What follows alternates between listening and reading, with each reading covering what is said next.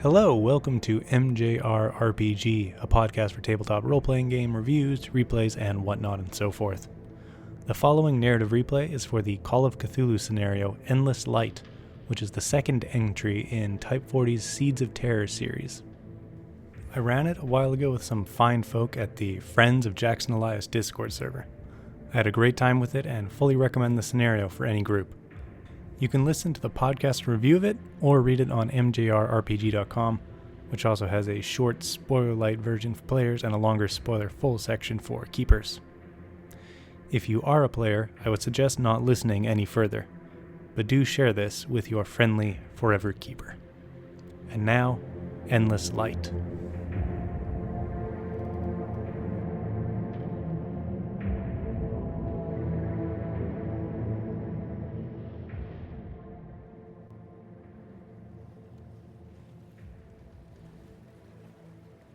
A few miles off of Maine, in a particularly dangerous stretch of coastal waters, a lighthouse sat upon the bleak rock of Midland Skerry.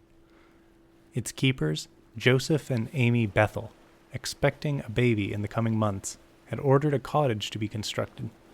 But first, the craggy surface of Midland Skerry would have to be blasted flat for the build site. The rugged island rose over the horizon, a lonely gray lump in the blue season sky surrounding it, as the supply boat Dark Horse plied through the calm waters. Fretting over her equipment, particularly her dynamite, the engineer Genevieve Wallace, head of the excavation operation, once more ran down her mental list of preparations.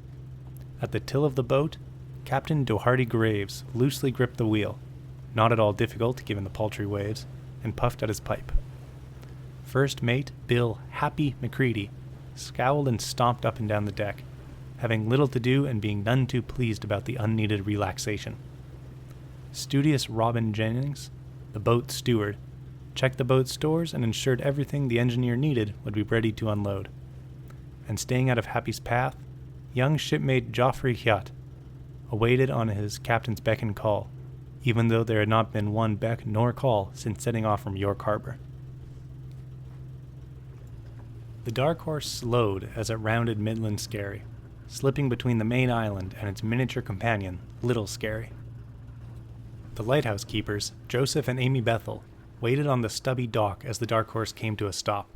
The sailors quickly tied up their vessel while Captain Graves and Genevieve greeted the keepers. The couple were friendly, glad to have company and excited to get to work building the home for their future family, and warmly greeted each sailor as they finished securing the boat. Then the dock beneath them creaked, and the island itself groaned, the reverberations shaking the group. Joseph Bethel quickly explained that they were frequent tremors, but always small and never dangerous. Amy's pursed lips showed she was less convinced, and still concerned. Genevieve asked to see the excavation site to make sure it was still safe for blasting. The Bethels agreed, and with the sailors hauling Genevieve's equipment, clambered up the rocky shore. As they neared the site, Genevieve asked the Bethels if they had a map, and Joseph provided her with a detailed sketch of the island he had made during his frequent hikes. Genevieve quickly noted cave entrance markings on the map, and when asked, Joseph explained that tunnels pockmarked much of the island. Alarmed again, Joseph assured her that the build site had been chosen specifically to avoid the tunnels. Seeing he hadn't completely assured her, Joseph promised later to show her a map of the tunnels he'd explored so far. Despite the fine weather that day, a sudden rush of clouds gathered over the island in the early afternoon. A downpour in Sioux broke out, and the Bethels urged everyone to shelter in the lighthouse while the squall passed.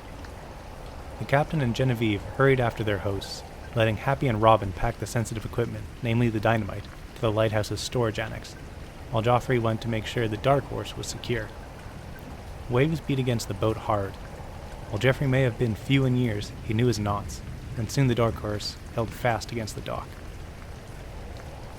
Dry and warm in the lighthouse, Amy Bethel tried to make her guests comfortable, heating some coffee and preparing a stew, and pointed out some books, mostly past lighthouse keepers' journals. While Doherty accepted some coffee, heavily fortified with a pour from his flask, and settled in a chair to weather the storm, Joseph dug out the cave map for Genevieve. It indeed showed that the excavation site and the lighthouse stood on sturdy ground, but she stared wide-eyed at the web of tunnels that wormed through the rest of the island. gathering in a large subterranean sinkhole of sorts in the center of the island. Worse, she realized that the entire shore seemed to be slowly crumbling into the sea. Another deep rumble from the island beneath their feet punctuated their worry, but Joseph once more again assured them it was just a little tremor, probably the rocks settling due to the storm.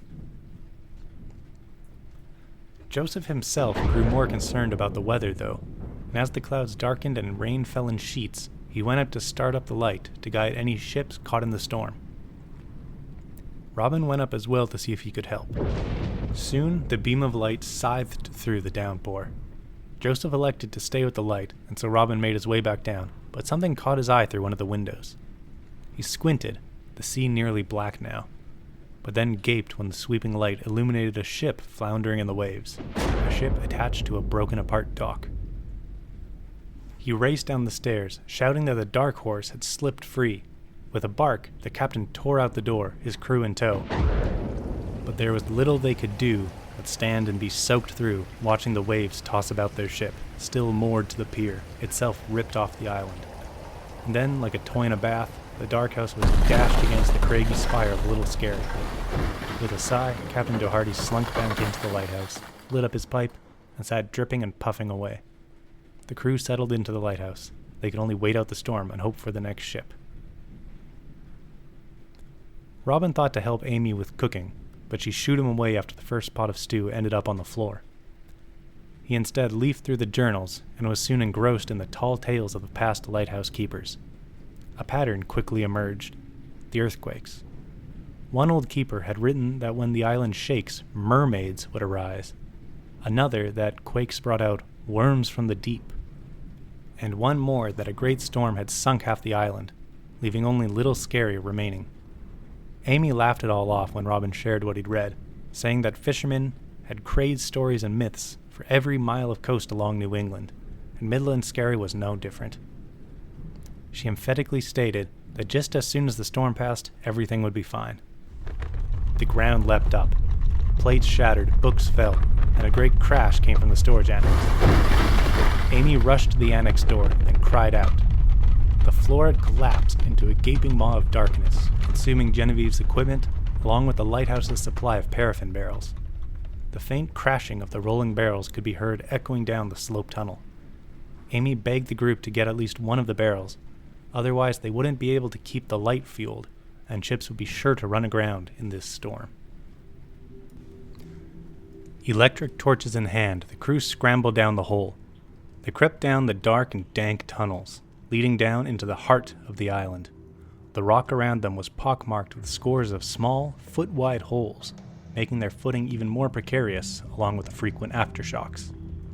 Captain Doherty peered into one of the holes, and in a flash of his torch, he thought he saw something rope-like, black and slimy, shift.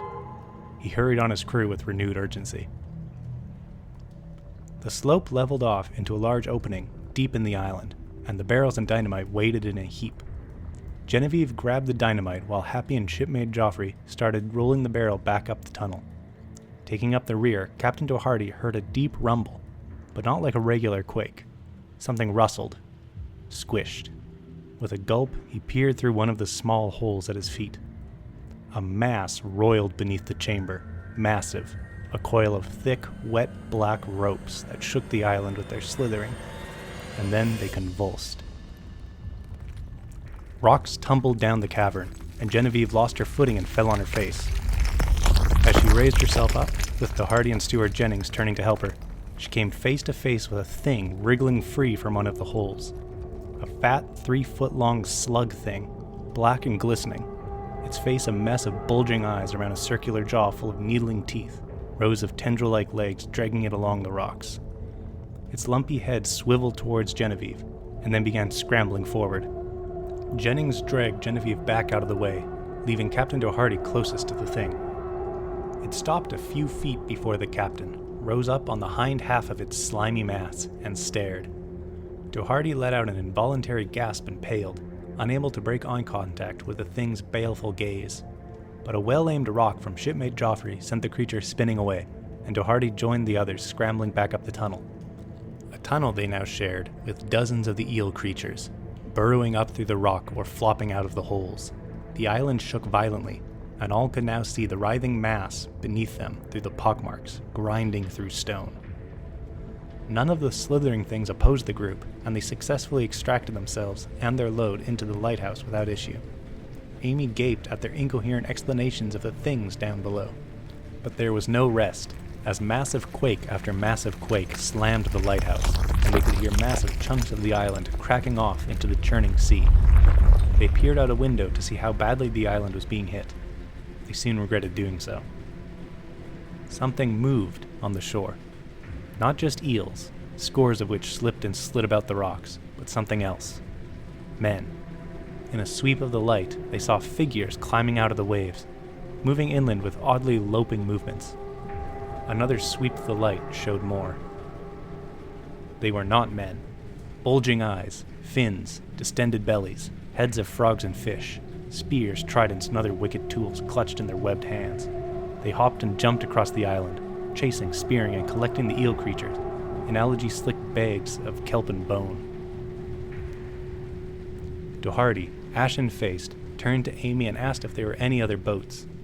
She replied that a small lifeboat hung from a davit on the upper floor, but it only fit 4 and for fair weather. No matter, as Captain Doherty made an executive decision to leave. Now.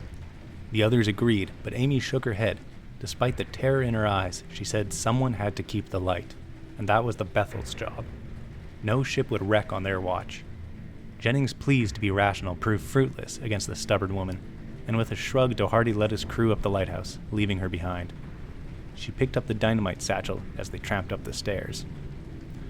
A wild-eyed Joseph met them above, and he was just as stubborn as his wife.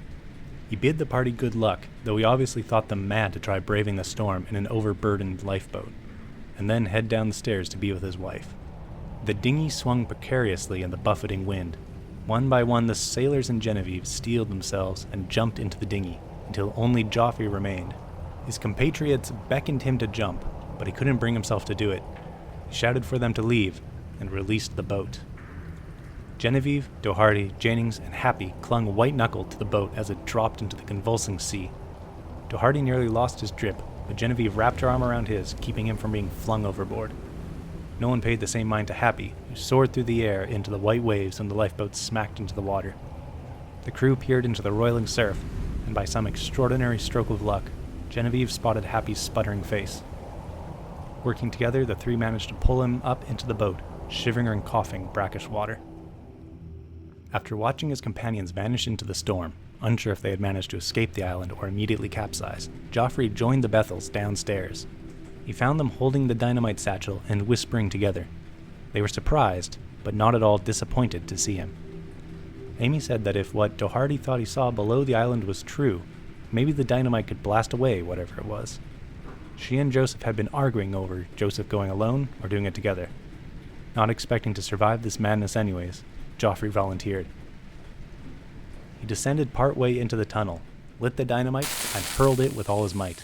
Then he ran, praying he could make it all the way into the lighthouse, praying that the dynamite had rolled into the center of the chamber full of barrels, praying that he had lit the sticks properly, praying that the blast would be powerful enough to clear away the horror deep in the island.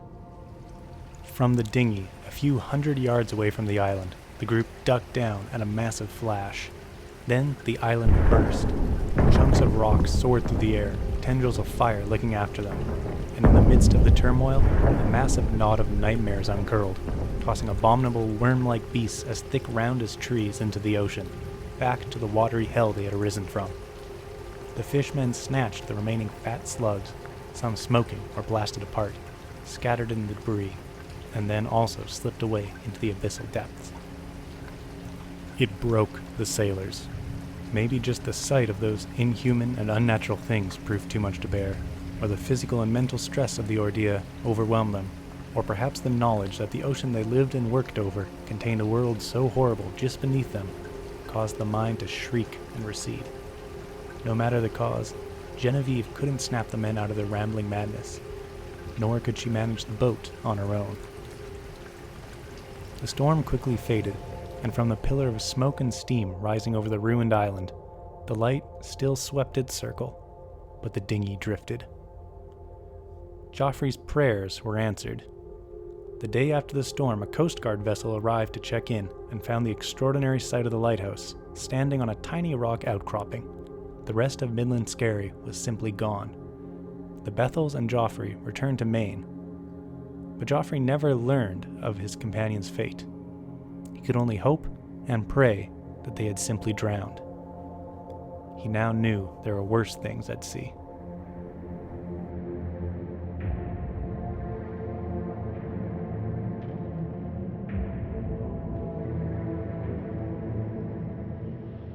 Thank you for listening. Once again, there is a review episode of this scenario, or you can find a written version of both the review and this replay on mjrrpg.com. If you'd like to run Endless Light yourself, you can find links to DriveThruRPG and Type 40's Patreon in the show notes. Credit and thank you to CryoChamber for the use of their album Cthulhu. See the show notes for links to their YouTube and Bandcamp. And do check out the Good Friends of Jackson Elias, both the podcast itself and the Discord server. Until next time, have a good one.